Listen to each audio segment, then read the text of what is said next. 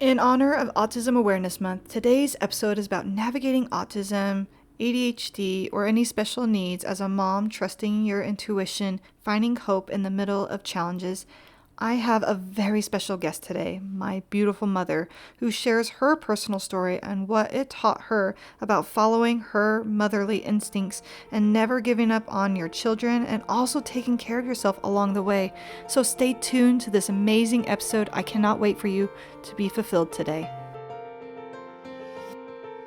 Hey, Mama. Welcome to Building Yourself with Grace, the podcast for Christian moms growing in faith, mindset, and motherhood, one grace-filled step at a time. I'm your host, Jenna Azareth, a faith-filled mom just like you, walking through the beautiful, holy, and messy in-betweens of motherhood. I know what it feels like to feel overwhelmed, weighed down by mom guilt, and stretched thin trying to do it all. As I go through life, I've learned this. With God's grace, we don't have to chase perfection. We can renew our minds, find strength in Christ, and grow into the women He is calling us to be. Here you'll find honest conversations, encouragement, and practical tools to help you build your life from the inside out. So grab your favorite drink, take a deep breath, and let's start building yourself with grace.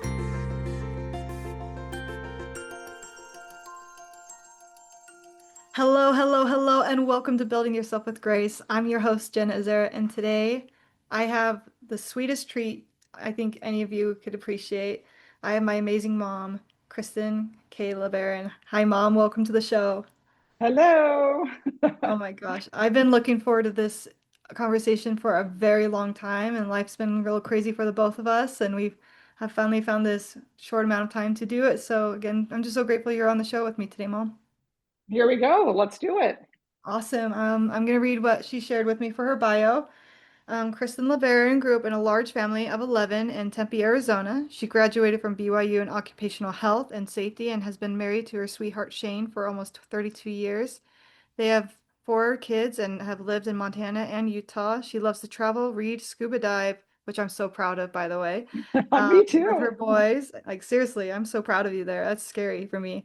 And spend time with her family. She is the assistant director of Your Health Freedom in here in Utah, a nonprofit protecting medical freedom and informed consent for families. So thank you, Mom. Oh my gosh. So first off, let's just kind of give a preface of what this conversation's about.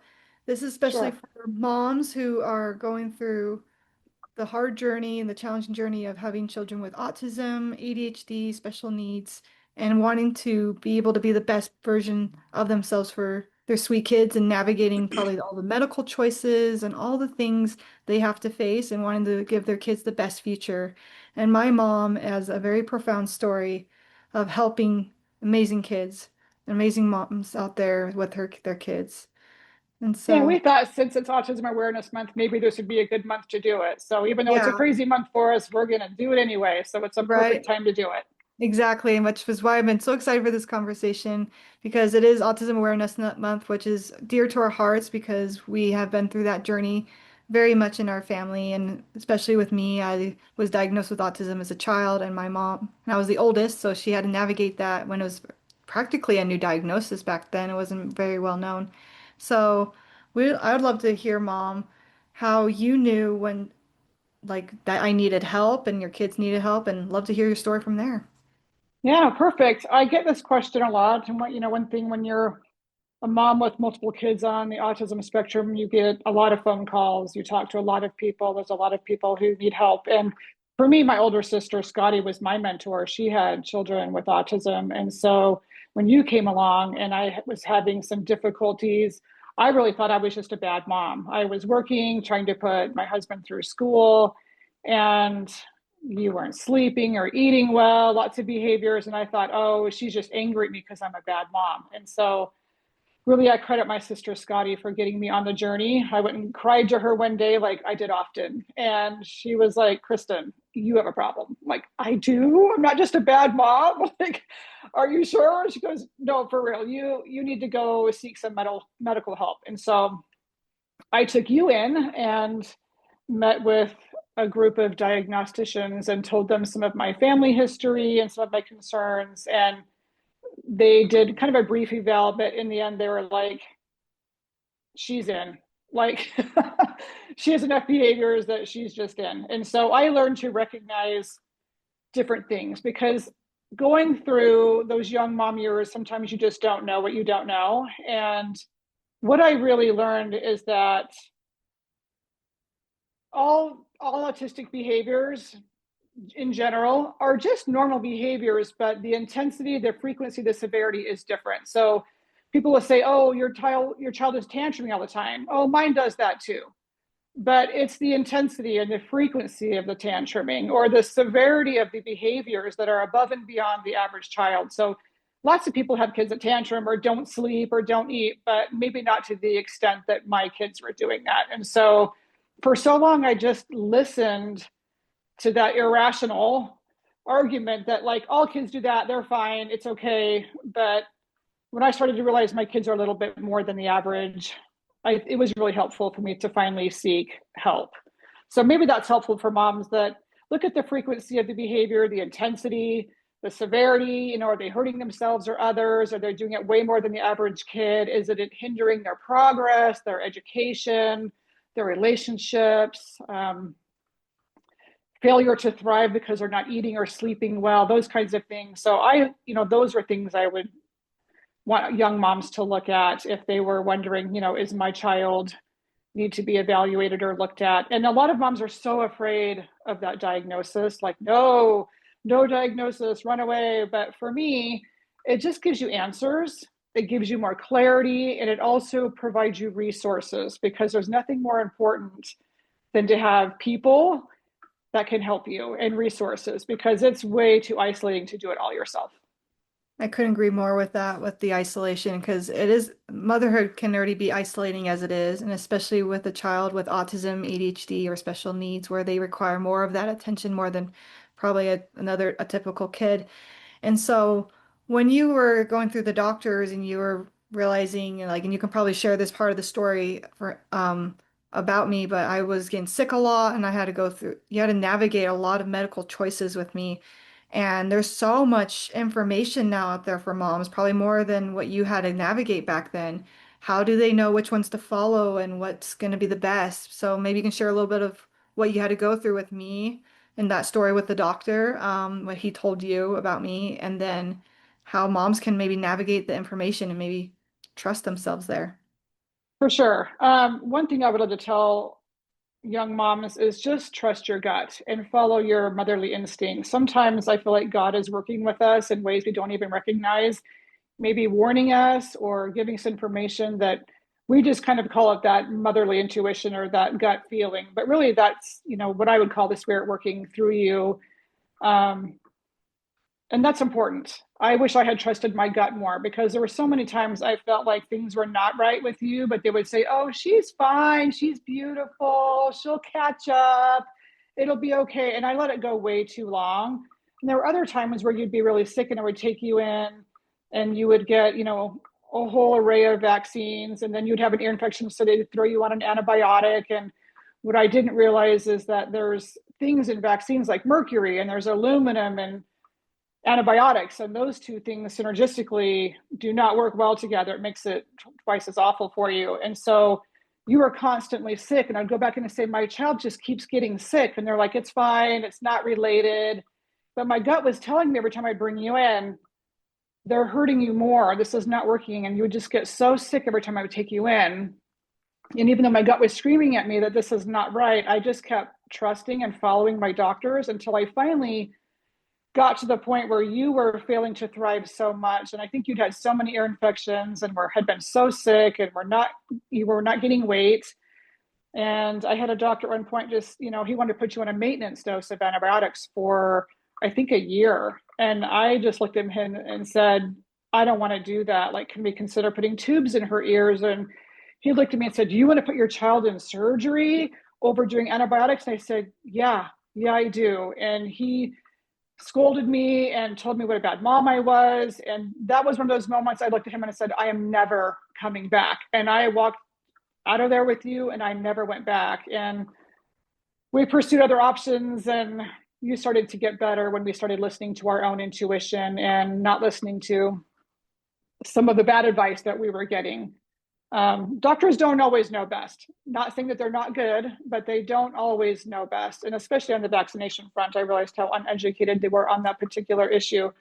Um, but I think it's important to trust your gut. It is good to seek medical advice and listen to those things. But if it doesn't sit well with you, get a second opinion. Talk to friends, talk to neighbors, talk to other people who have children with your same diagnosis, and just seek information. And then you can make a better informed decision. That's just like one of the, I think God doesn't set us up for failure. And I do believe that He blesses us with the spirit and that beautiful motherly, I would say mother bear intuition to protect our youngs for a reason, you know? And so I just want to say I'm so grateful. And if, correct me if I'm wrong, you had a doctor tell you that should be institutionalized because I wasn't worth being taken care of. Yes, when you were first diagnosed with autism, it wasn't a very common diagnosis back then. Most people who thought about autism, 29 years ago, we are the same age, 29 years ago. Um, they were just, I just thought of the Rain Man. I mean, that's all anybody really knew about autism back then. And they told me she'll never really amount to anything. She'll never speak. She'll never be functional. Like, you really should consider just getting long-term care for her in a facility to relieve you of your burden. And I was like, no. And so that lit a fire in me. I was like, don't tell me what she's not going to do.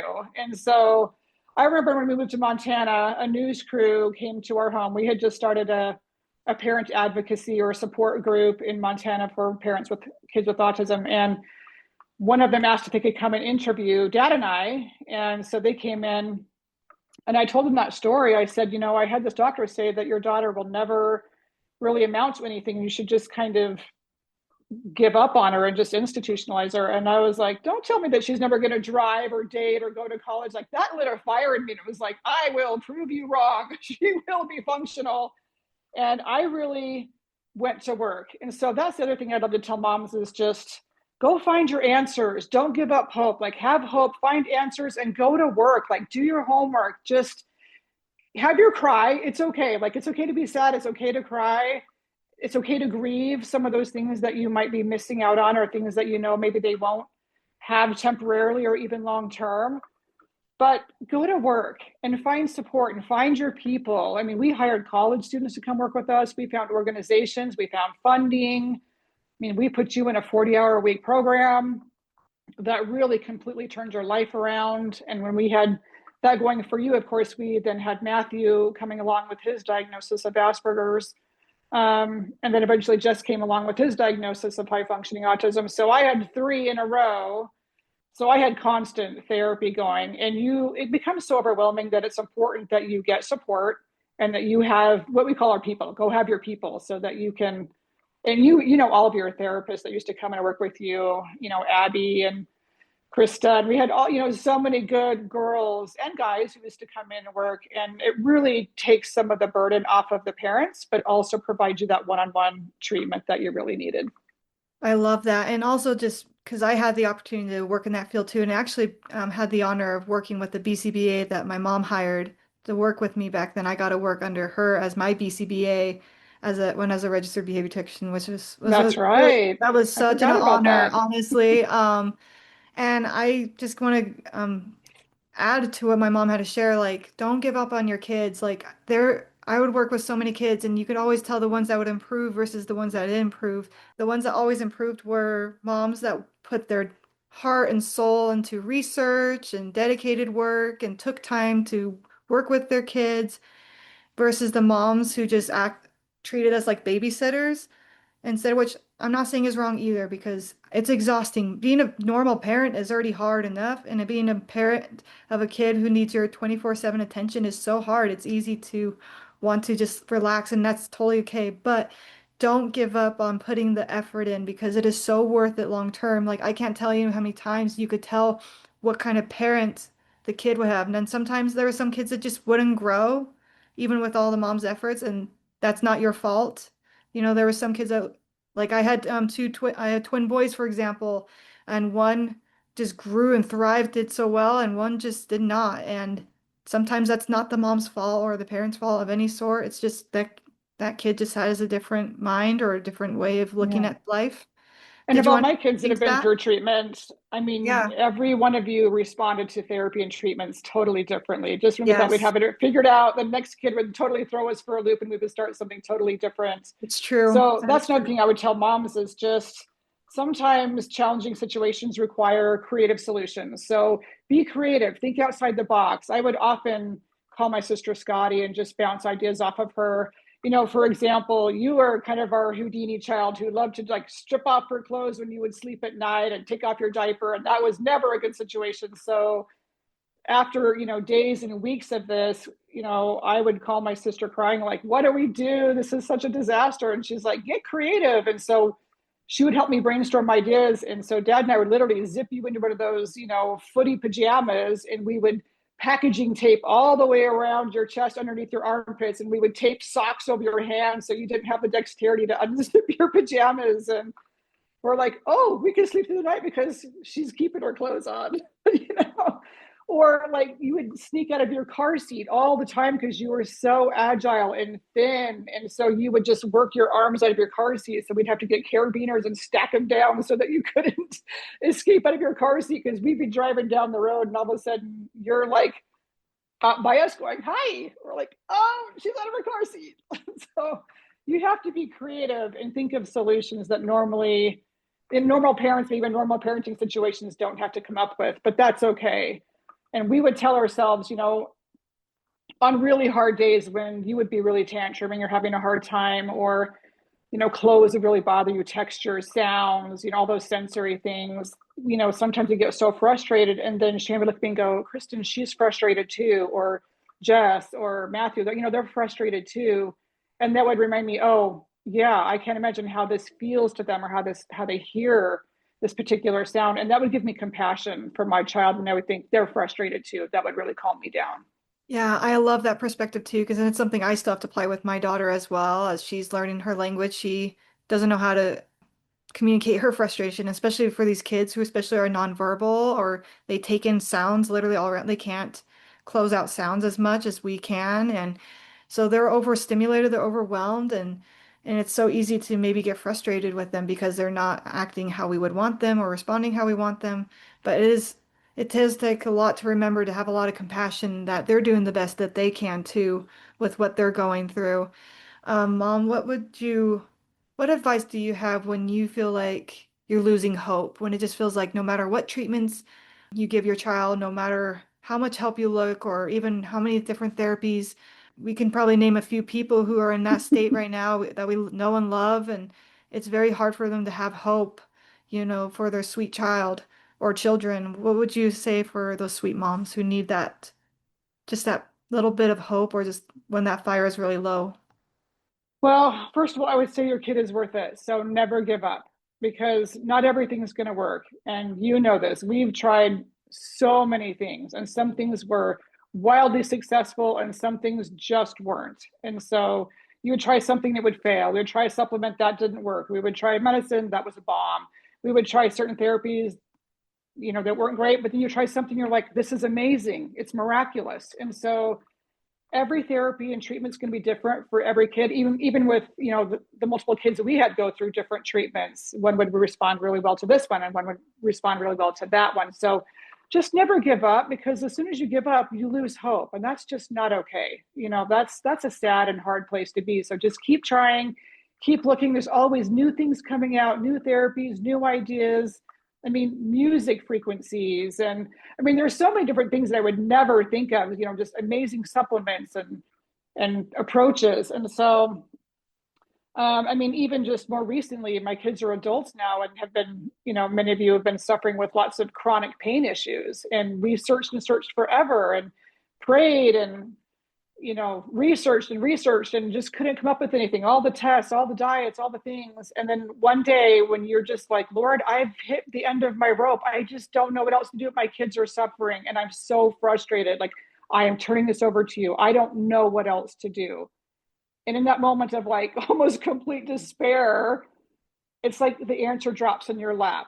And for us, I mean, what treatment I'm talking about, but we have, multiple kids and myself included going through, neuroplastic pain treatment. And it's been completely life changing for many of my kids. And so but that took months and years to get to. So sometimes treatments come right away and sometimes it takes a while. Just never give up hope and keep trying, because something's out there, something's going to work. And sometimes the Lord's testing us. Sometimes we're just not ready to hear the information, but just your kids are worth it. So just keep trying.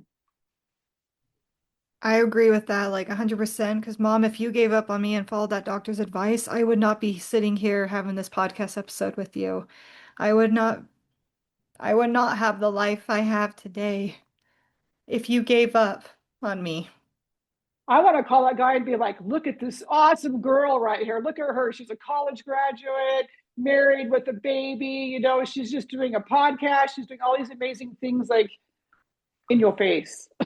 In your face, You know, right? like, don't tell me what they're not going to do, because our kids, I mean, unchanneled potential. And sometimes you just have to open that channel and get out of their way. And it's amazing what you can accomplish. You've always been a fighter. My kids have always been fighters, maybe because I'm a fighter. Yeah. Well, I'm But grateful for that fighting spirit. I wouldn't be here without that fighting spirit.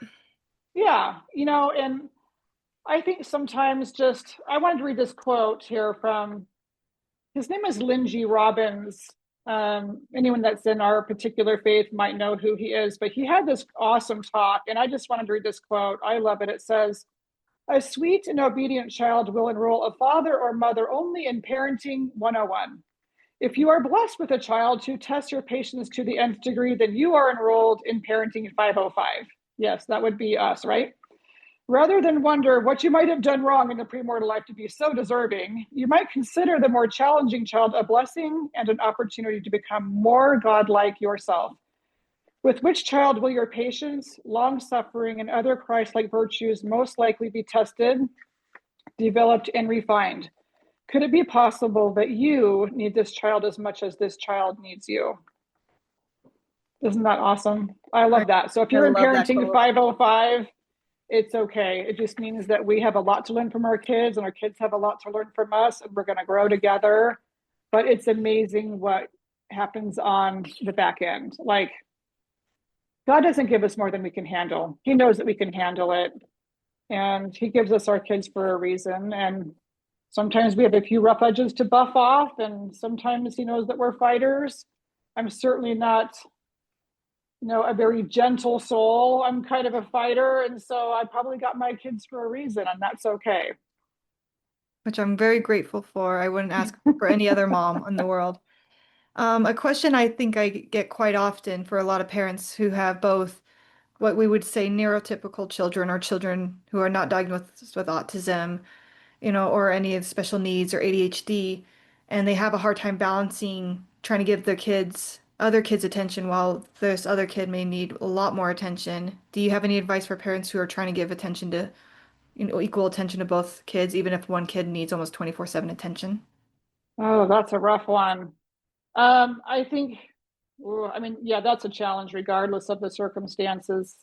Some kids just naturally need more help than others. And sometimes I think God put my kids in the birth order they were in, because He knew that, you know, my youngest child was just very even kill and patient, and he just needed to be that way so I could focus on my three olders going through lots of treatments and therapies.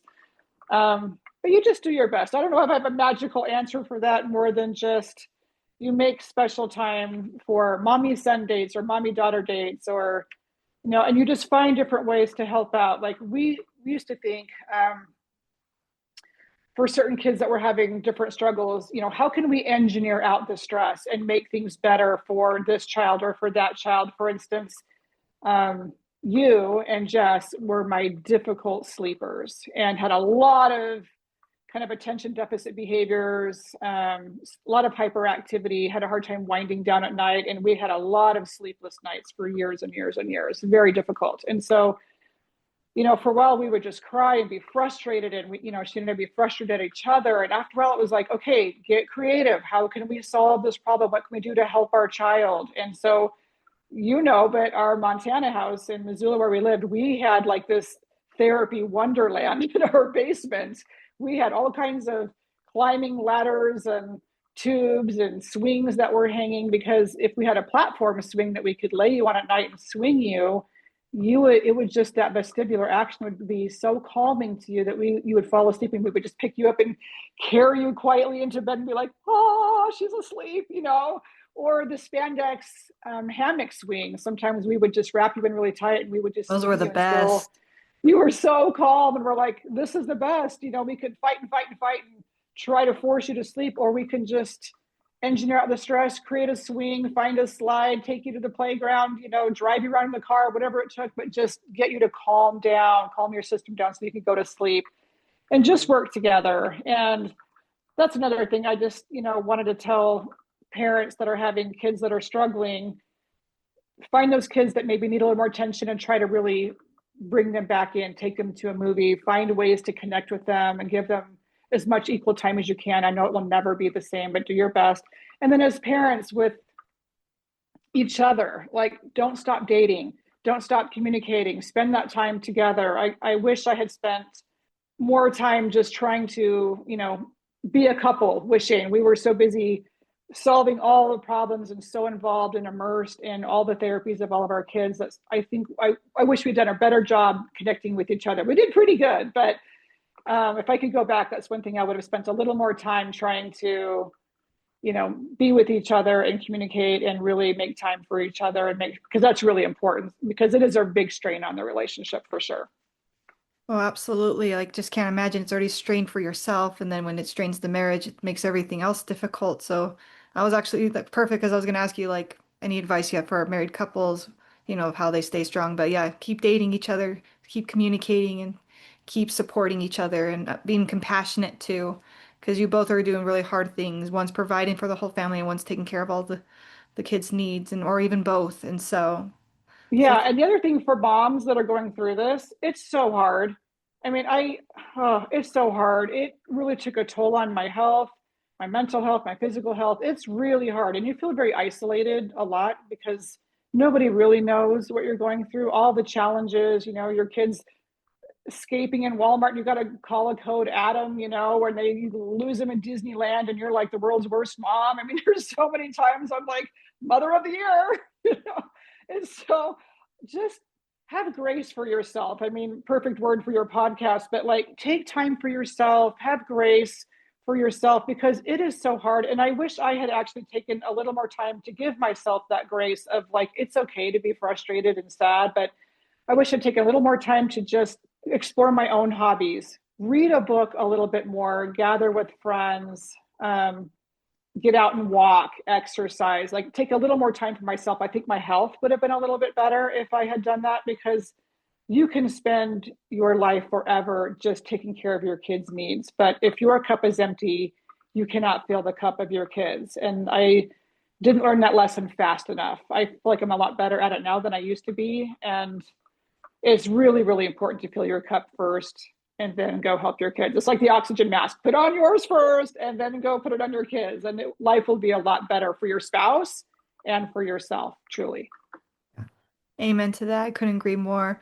I also just had this one thought and something I just want to say out there as well. For anyone who's outside of this world, remember to have compassion. It's easy to look outside in and give your own advice, but sometimes you don't know that life until you walk in their own shoes.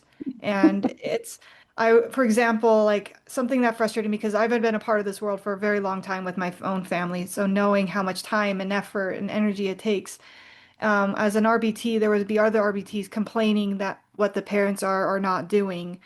And sometimes I would be like, give them freaking grace, like like you're already tired of them from 3 hours. Imagine 24/7.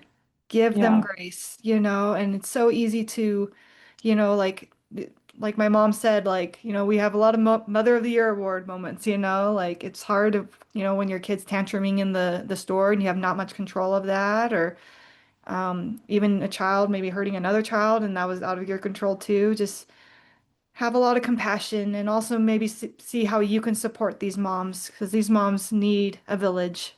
It really does take sometimes a village to not only take care of the kids, but take care of themselves and the rest of their family. Yeah, I sit on airplanes now, and I've been that mom that had just, screaming kids that you have to isolate to a small seat and strap them into a car seat, and they don't want to be there, or the pressure is hurting their ears, and you would just scream and scream and scream on flights. And I just remember being so stressed out. And now I get on a flight and I hear another mom with a screaming kid, and I'm like, "Oh, I'm so sorry. Could I take her for you? Like, how can I help you?" Because I have so much compassion for that mom and all the stresses they're going through. But then also, I mean, there were certain times that, one of my kids would be throwing a big tantrum in a grocery store or something else, and moms are, other people are looking at you. And I remember my dad telling me once, I cried to him once and just said, "Everybody's staring at me," because for all intents and purposes, my kids look completely normal. You guys didn't look like there was anything wrong with you. You're not in a wheelchair, you're not wearing a brace on your legs, or, you looked beautiful and neurotypical. And so no one had that instant compassion when they would see a kid tantruming in a grocery cart. They would just look at you like you're a bad mom. And so when I would cry to my dad about that, he'd be like, "Kristin, just get some thick skin. You need some thicker skin." And I'm like, "Okay."